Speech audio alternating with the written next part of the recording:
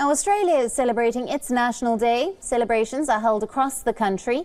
While thousands took part in various events marking the day, there were many who rallied in support of the Indigenous people. In Sydney, thousands of people gathered for the ferrython, where boats were adorned with the Australian flag. It was a sight to behold as colourful boats sailed across the Sydney harbour.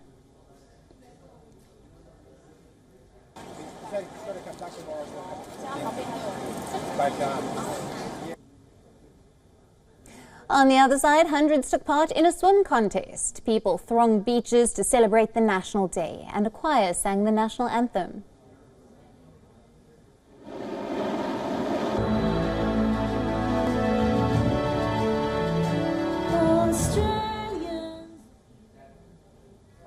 A traditional smoke ceremony took place in Barangaroo Park at the dawn, celebrating the rich culture of the country.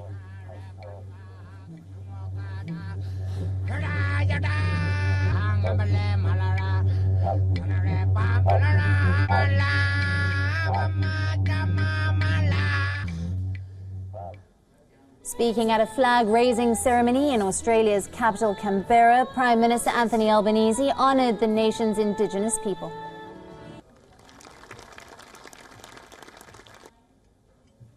Today, as we gather to celebrate the next chapter in the success story of our great and diverse society, let us all recognise the unique privilege that we have to share this continent with the world's oldest continuous culture.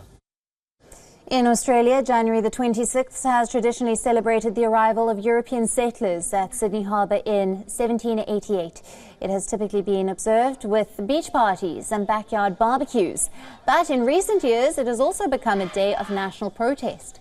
Some Australians call it Invasion Day, saying it was the start of a cultural genocide by European colonisers.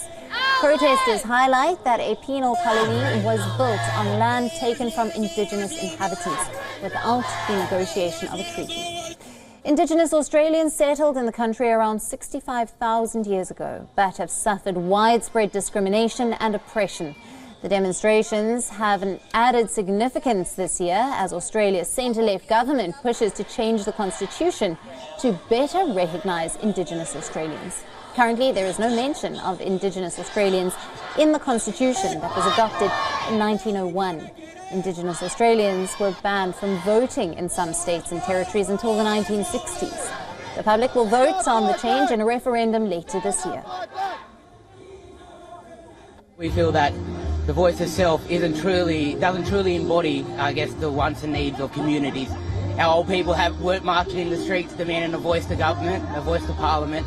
Our old people marching in the street asking for true recognition of our sovereignty. We've come to be educated, to learn more and to give our support to Aboriginal people. I think it's really important that we all come out and do that. Rallies took place in Sydney and other major cities across Australia. At a lively protest in Hobart, demonstrators carried flags declaring stolen land, and we are still here.